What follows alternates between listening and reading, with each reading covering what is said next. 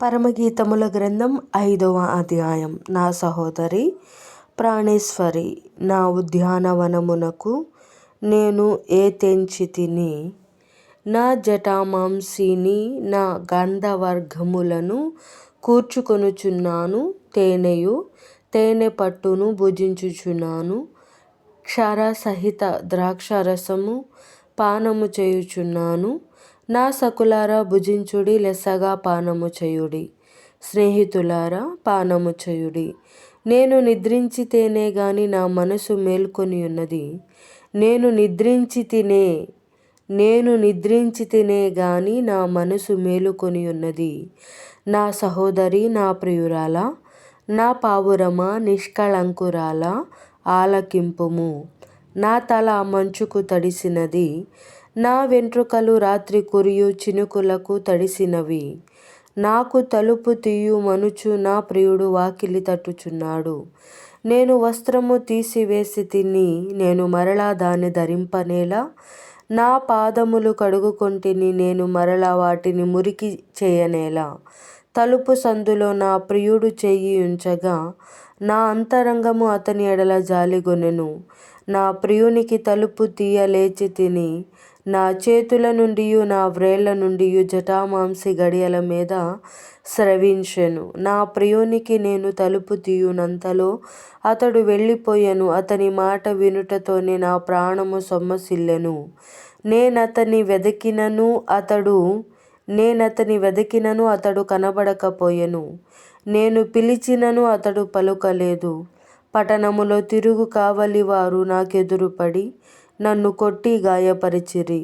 ప్రాకారము మీది కావలివారు నా పై వస్త్రమును దొంగిలించిరి. యెరూషలేము కుమార్తెలారా, నా ప్రియుడు మీకు కనబడిన ఎడల ప్రేమాతిశయము చేత నీ ప్రియురాలు మూర్ఛిల్లెనని మీరతనికి తెలియజేయునట్లు నేను మీ చేత ప్రమాణము చేయించుకొందును.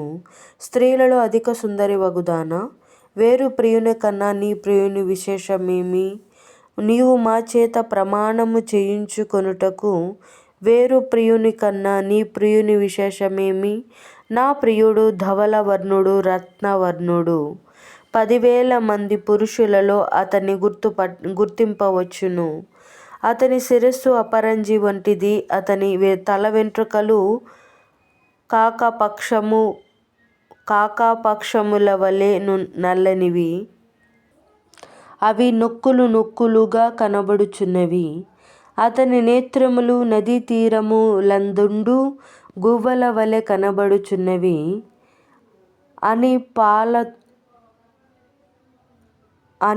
అవి పాలతో కడగబడినట్లున్నవి. అతని నేత్రములు నదీ తీరము లందుండు గువ్వల వలె కనబడుచున్నవి.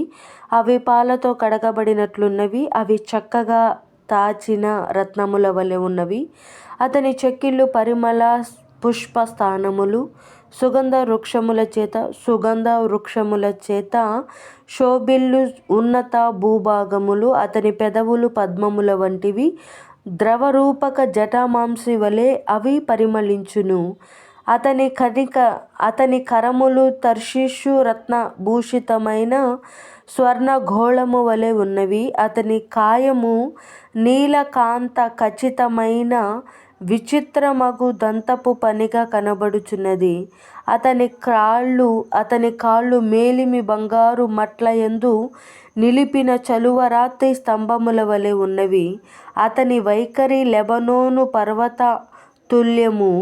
అది దేవదారు వృక్షములంతా ప్రసిద్ధము. అతని నోరు అతి మధురము. అతడు అతికాంక్షణీయుడు. యెరూషలేము కుమార్తెలారా, ఇతడే నా ప్రియుడు, ఇతడే నా స్నేహితుడు.